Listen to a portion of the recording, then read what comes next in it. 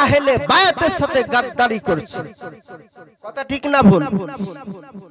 আহলে বায়াতের গাদ্দারি করছে, আহলে বায়াতের দুশমনি করছে, তার জন্য সে এবং যারা করবে তারা সবাই নাস্তে নাবুদ হবে। আহলে বায়াতের দামান তলে যারা নাই তারা কোনোদিন শান্তি পাবে না, পৃথিবীর দুশমনের কাছ থেকে শান্তি পাবে না। সেদিনও অত্যাচার, আজও অত্যাচার, সেদিনও গোস্তাকি, আজও গোস্তাকি, সেদিনও দুশমনি আহলে বায়াতের, আজও দুশমনি আহলে বায়াতের। আপনি আজ আহলে বায়াতের জলসা করেন, আজ আহলে বায়াতের কথা বলেন, আজ আহলে বায়াতের নাম ছড়ান, আজ আহলে বায়াতের মোহাব্বতের কথা বলেন, আজ আলী আলী করেন, আজ হোসাইন হোসাইন করেন, আজ নবী নবী করেন। কোন দুনিয়ার মানুষ, কোন দুনিয়ার অন্য ধর্ম অবলম্বনকারী অবজেকশন দেবে না। ঠিক না ভুল? আজ আপনি আহলে বায়াতের জলসা করুন, আহলে বায়াতের মহব্বতে খিচুড়ি দেন, আহলে বায়াতের মহব্বতে রোজা রাখুন, আহলে বায়াতের মহব্বতে আপনি যে ভালো কাজই করুন না কেন, আজ কোন অন্য ধর্ম অবলম্বনকারী কোন মানুষ অবজেকশন জানাবে না। শিখ অবজেকশন জানাবে না, হিন্দু অবজেকশন জানাবে না, বৌদ্ধ অবজেকশন জানাবে না, খ্রিস্টান অবজেকশন জানাবে না। অবজেকশন জানাবে কে? অবজেকশন জানাবে এই মুসলমান। এরা মার খাবে না তো কে মার খাবে? এই মুসলমান। আহলে বায়াতের মহব্বতের কথা বললে বলে শিয়া হয়ে গেছে। আমি বলতে চাই ইমাম শাফি রহমাতুল্লাহ আলাইহি এবং ইমাম মালিক রহমাতুল্লাহ আলাইহি এবং ইমাম হাম্বলি রহমাতুল্লাহ আলাইহি এবং ইমামে আবু হানিফা রহমাতুল্লাহ আলাইহি আমাদের ইমাম, চার ইমাম টোটাল 250 বার শিয়া ফতোয়া খেয়েছে। জোরে বলুন, 250 বার শিয়া ফতোয়া খেয়েছে। কিন্তু তারা একটাই তাদের দোষ ছিল, কি? তারা আহলে বায়াতের মহব্বতের কথা বলেছে, তার জন্য তারা শিয়া ফতোয়া খেয়েছে। কিন্তু আহলে বায়াতের মহব্বতের কথা বললে যদি কেউ শিয়া বলে, হাসরের ময়দানে মুখ দেখাবা কোন দিক দিয়ে? তুমি নামাজ পড়ে পড়ে হোসাইন পাকের গলায় ছুরি চালিয়েছো, কলমা পড়ে পড়ে হোসাইন পাকের গলায় ছুরি চালিয়েছো, হোসাইন পাক তার নওয়াসা, নবী পাকের নওয়াসার গলায় ছুরি চালিয়েছো, আর তুমি নামাজ পড়ছো, রোজা করছো, হজ করছো, যাকাত করছো, আর তুমি ভাবছো আমি জান্নাতে যাব? আজ তুমি যাবে জান্নাতে, 70 হুরকে তুমি বিয়ে করবে। তুমি ভাবলে কি করে? ভাবলে কি করে তুমি তার আওলাদের গলায় ছুরি চালাচ্ছ, আর সে নবী তোমাকে বুকে টেনে নেবে? ইনসাফ করো দুনিয়া।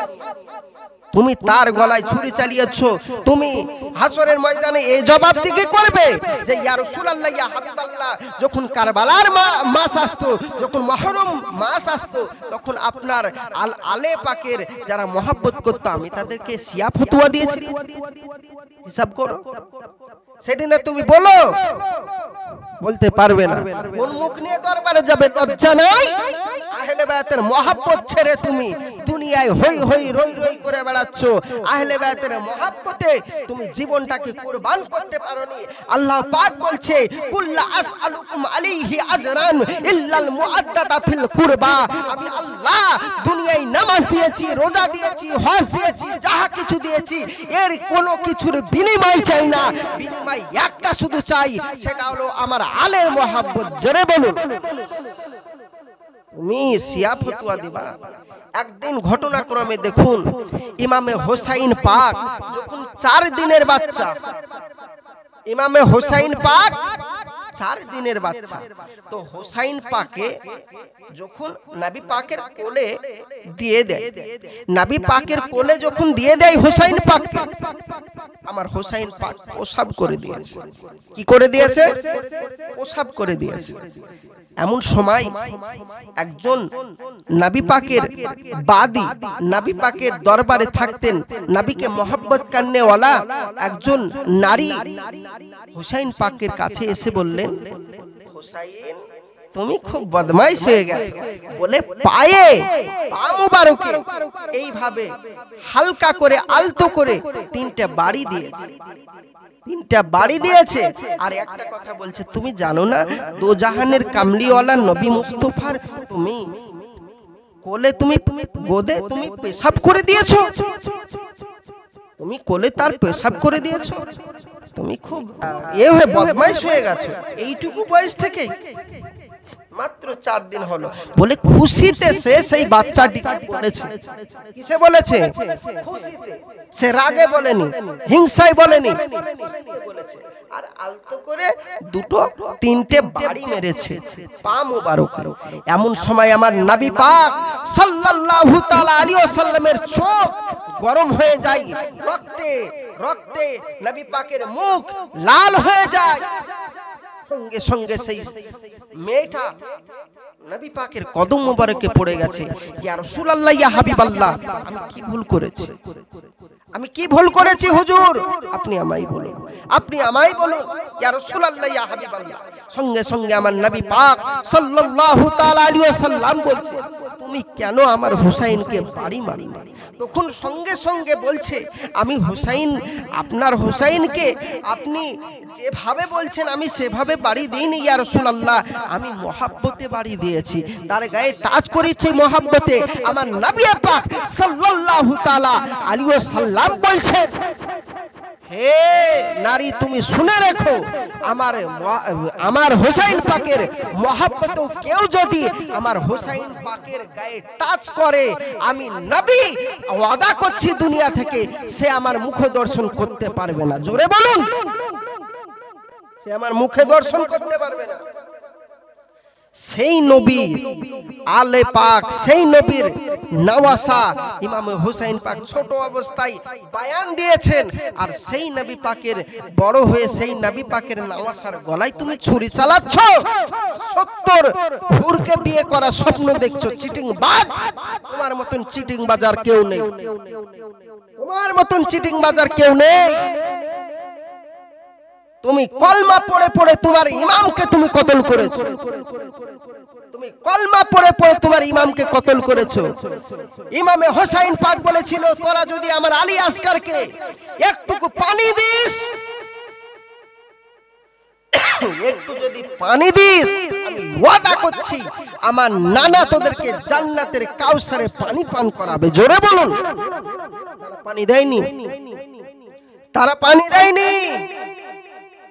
দেখুন আরো ঘটনা করা, যখন কারবালার ময়দানে সবাইকে শহীদ আস্তে আস্তে হয়ে গেল, হোসাইন পাক যখন শহীদ হয়ে গেল, এমন সময় এজিদ কি করছে? হুসাইন পাকের একটা বাচ্চা ছিল কলিজা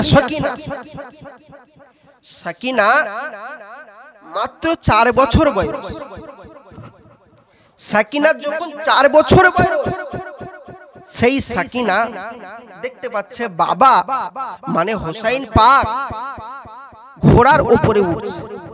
সঙ্গে সঙ্গে হোসাইন পাক সেই হোসাইন পাকের কলিজা সাকিনা দুলদুলের পায়ে হাত দিয়ে কান্না করছে, আয় দুলদুল, তুই আমার বাবাকে নিয়ে যাস না, আমার বাবাকে আমার কাছে রেখে দে, তুই নিয়ে যাস না। কেননা আমি শুনেছি কারবালায় যারা যায় আর ফেরত আসে না। আমার বাবাকে তোরা নিয়ে যাস না, আমার বাবাকে নিয়ে যাস না, আমার বাবাকে রেখে দে। সঙ্গে সঙ্গে বাবা নিচে নামলেন ঘোড়া থেকে, নেমে হোসাইন পাক কলিজাকে আদর করছে আর বলছে, মা আমাকে যেতেই হবে, আমার নানার ওয়াদা আছে। সঙ্গে সঙ্গে বলছে, বাবা আমি তো তোমাকে আর কোনোদিন হয়তো দেখতে পাবো না, বাবা তুমি আমার কাছে ফিরে আসবে তো? বাবা যদি দুনিয়ায় না ফিরে আসো, আমাকে কিন্তু তুমি জান্নাতে আমার সাথে দেখা করবে। বাবা কত আশা বাচ্চা ছেলে, 4 বছরের বয়স থাকে। এমন সময় বাবা বাচ্চাকে আদর করছে। বাচ্চা বলছে, বাবা জন্মের মতো শেষবারের মতো আজকে একবার আদর করে দেন, আপনি শুয়ে পড়ুন, আপনার বুকের উপর আমি মাথা দিয়ে 2 মিনিট ঘুমাবো। জোরে বলুন। এমন সময় কলিজা সাকিনা যখন হুসাইন পাক শুয়ে পড়লেন, বুকের উপরে চেপে সাকিনা বুকে মাথা দিয়ে শুয়ে পড়ে আর বাবাকে ধরে কাঁদছে, বাবা আজ থেকে আর হয়তো তোমাকে দেখতে পাবো না। কাকে বাবা বলে ডাকবো? তুমি দিনের জন্য শহীদ হয়ে যাবে বাবা। বাবা তুমি আমাকে ছেড়ে চলে গেছো বাবা। বাবা সবাই চলে যাচ্ছে একে একে, তুমিও আমাকে ছেড়ে চলে যাবে।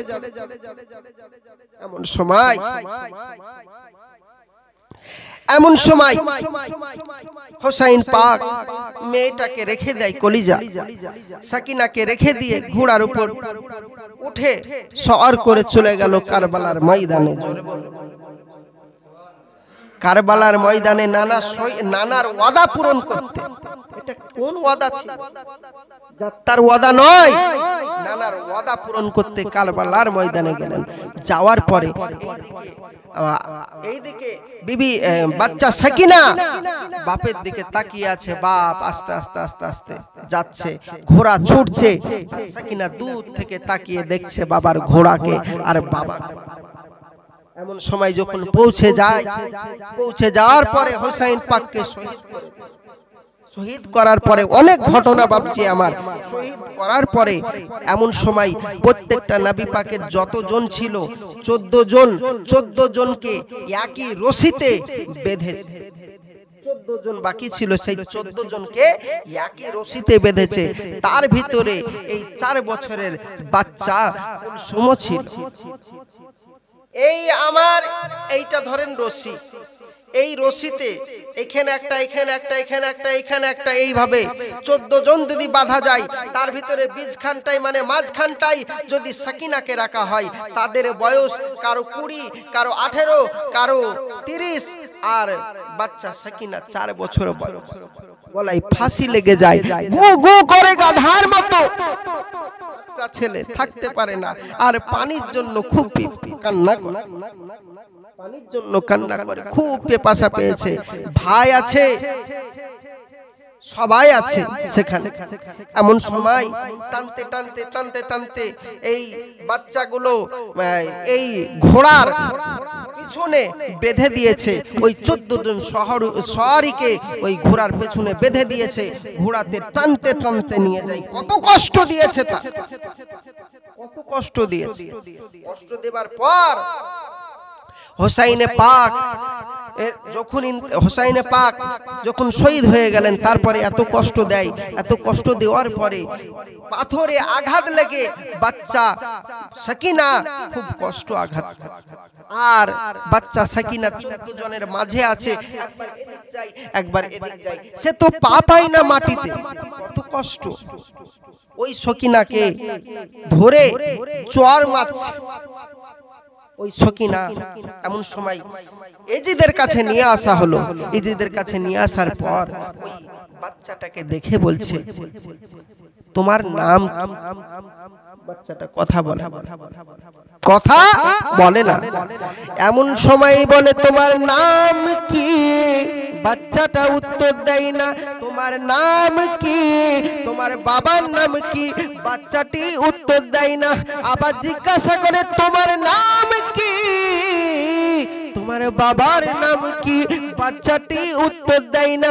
এমন সময় আমার সাকিনা 4 বছর বয়স ওই বাচ্চাটিকে ধরে এজিদ এক থাপ্পড় মেরে দেয়, আর 5টা আঙ্গুলের দাগ বাচ্চার গালে বসে যায়। বাচ্চা কান্না করে, আর এই দিক থেকে ভাই বলতে থাকে জাইনুল আবেদিন বলতে থাকে, ওরে এজিদ তুই এত নিষ্ঠুর কেন? ওই বাচ্চাটা তুই এই 14 জনের মাঝে রেখেছিস, এই 14 জনের মাঝে সে গলা আটকে যায়, হাঁস লেগে যায়, সে কথা বলতে পারে না, সেই জন্য সে কথা বলে না, তোর হুকুমের অমান্য করেনি। সে ভেবেছে হুকুম অমান্য করেছে, কিন্তু সৈয়দ যারা হয় তারা কোনোদিন মিথ্যা বলে না, আর তারা কারো হুকুম যদি করে সেই হুকুম সে মানবে না এমন কোনো কথা না। তো এমন সময় ওই সৈয়দ ছোট্ট বাচ্চা মারার পরে ছোট্ট বাচ্চাকে বলছে, তো কি ক্ষুধা লেগেছে, তোকে কি ক্ষুধা লেগেছে? ছোট্ট বাচ্চাটা বলছে, জি আমাকে বহুত ক্ষুধা লেগেছে, আমাকে বহুত ক্ষুধা লেগেছে। এমন সময় ভাইয়ের দিকে তাকাচ্ছে, ভাই আমি কি বলবো? বলছে মাথা নাড়, বলছে তুমি বলো ইজিদকে তোমার খিদে লেগেছে। এমন সময় বাচ্চাটি বলছে, জি আমার বহুত ক্ষুধা লেগেছে, আমি থাকতে পাচ্ছি না। এমন সময় ওই একটা আপনার বড় জায়গাতে কিছু খাবার নিয়ে এলো, খাবার নিয়ে এসে ইজিদ বলছে, এই দেখো তোমার সামনে খাবার, আর এর ভিতরে আছে খেজুর, তুমি খাও। বাচ্চাটা ভাইয়ের দিকে তাকায়, জয়নুল আবেদিনের দিকে। জয়নুল আবেদিন বলে, ঠিক আছে বোন তুমি খাও। যেই বাচ্চাটা তুলেছে আর দেখতে পাই খেজুর নয়, সেখানে বাপের মাথা আছে। আল্লাহু আকবার। ওইটুকু 4 বছরের বাচ্চা সাকিনা দেখতে পাচ্ছে বাপের কাটা মাথা, রক্তাক্ত হয়ে গেছে। আর একটা কথা বল, বাবা তুমি আমায় কোথায়, তুমি আমায় ছেড়ে কোথায় গেলে বাবা, বাবা তুমি আমায় ছেড়ে কোথায় গেলে বাবা, বাবা তুমি আমায় ছেড়ে কোথায় গেলে বাবা বলে কান্না করে।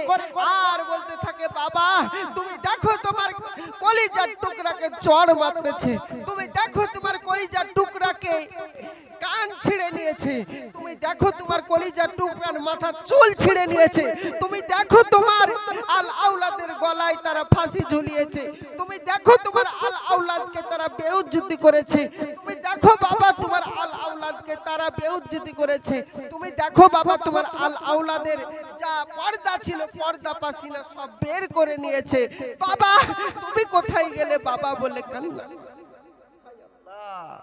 আল্লাহু আকবার।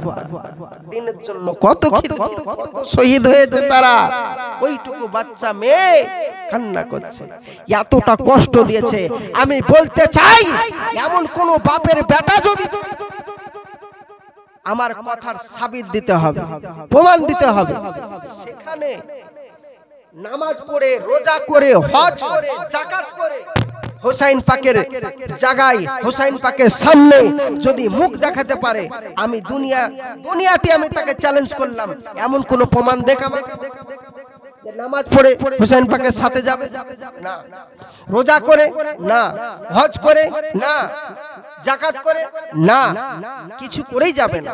সেখানে যদি যাই তো আহলে বায়াতের মহব্বত নিয়েই যেতে হবে, না নিয়ে গেলে কোনো নেস্তিনাবুদ নাই, কোনো রেহাই নাই, কোন রেহাই নাই। আল্লাহ বলছে, কুল্লা আসআলুকুম আলাইহি আজরান ইল্লাল মুআদ্দাতা ফিল কুরবা। দেখুন বাবুজি, আপনি একটা কোরআন শরীফ যদি পড়েন, একটা কোরআন শরীফ পড়লে নেকি না গুনাহ? কোরআন শরীফ শুনলে নেকি না গুনাহ? কোরআন শরীফ যদি কেউ দেখে নেকি না গুনাহ? একজন ব্যক্তি সে কোরআন পড়া জানে না, কোরআন কেউ তার সামনে পড়ে দিবে এমনও নেই, কিন্তু সে কোরআনটা মানে পাতা উল্টে উল্টে দেখছে, নেকি হচ্ছে না গুনাহ হচ্ছে? নেকি হচ্ছে। ওই আরেক ব্যক্তি দেখেছে সে তো নেকির কাজ করছে, আমিও নেকির কাজ করব, চলো যাই। চলে গেছে বাজারে যাওয়ার পরে একটা কোরআন শরীফ দেখতে পেল, কোরআন শরীফের দোকানে গিয়ে বলছে একটা কোরআন শরীফ দেন, কোরআন শরীফ দিয়েছে, তারপরে বলছে আরেকটা কিতাব দেন, বলেই দোকানদার যেই ভিতরে গেছে ও কোরআন শরীফটা নিয়ে বাড়ি চলে গেছে। এমন সময় ওই কোরআন শরীফ সে রাত্রে পড়ছে, দিনে পড়ছে, সকল টাইমে পড়ছে, আর বিবি পড়ছে, আর ও শুনছে, আবার ও দেখছে। তো যখন দেখছে পড়ছে তখন তার নেকি হচ্ছে না গুনাহ হচ্ছে? পড়ছে দেখছে তখন নেকি হচ্ছে না গুনাহ হচ্ছে? বলুন না। সে নিয়ে এসে চুরি করে, তার নেকি কি করে হয়? কোরআন চুরি করে নিয়ে আসছে, তার নেকি হয় না। কারণ কি? কোরআনে ট্যাক্স দেয়নি, সে কিতাবের ট্যাক্স দেয়নি, কিতাব খরিদ করেনি। আমি বলতে চাই, তোমাকে যে আল্লাহ পাক নামাজ দিলেন, তোমাকে যে আল্লাহ পাক রোজা দিলেন, তোমাকে যে আল্লাহ পাক হজ দিলেন, তোমাকে যে আল্লাহ পাক যাকাত দিলেন, তোমাকে আল্লাহ পাক সমস্ত ইবাদত দিলেন, তুমি আল্লাহকে কি দিচ্ছ? আল্লাহ ট্যাক্স কই? আল্লাহ বলছে কুল্লা আসআলুকুম আলাইহি আজরান ইল্লাল মুআদ্দাতা ফিল কুরবা। আমার নবী বলছেন কুল্লা আসআলুকুম আলাইহি আজরান ইল্লাল মুআদ্দাতা ফিল কুরবা। আমি নবী চাই, আল্লাহ পাক বলছে আমি আল্লাহ চাই তোমরা আমার আলের উপর মহব্বত রাখো। জোরে বলো, তুমি আমার আলের মহব্বত দাও, আর কিছু চাই না তোমার কাছ থেকে।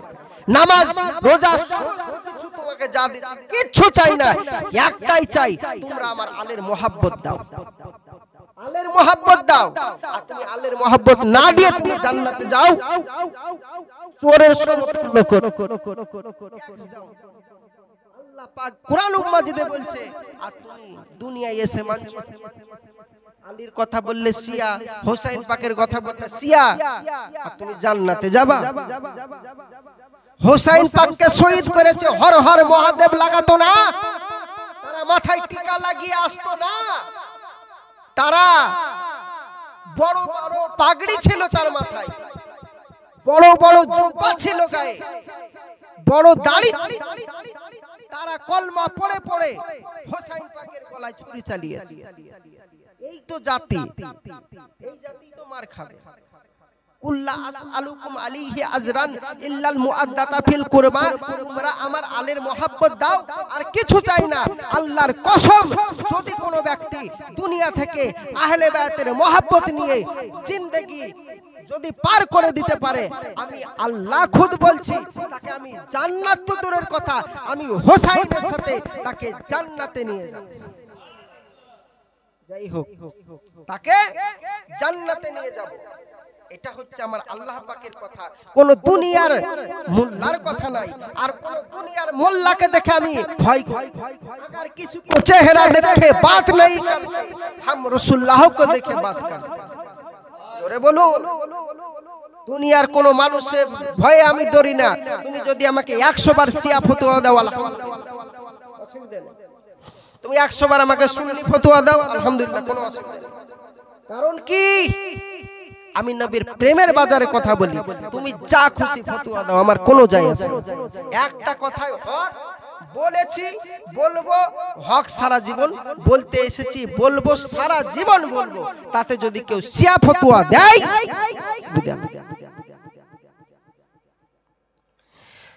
ইয়া হোসেনা, জোরে বলো, হোসেনা ইয়া হোসেনা মা তুম ধোনি সোনা যা,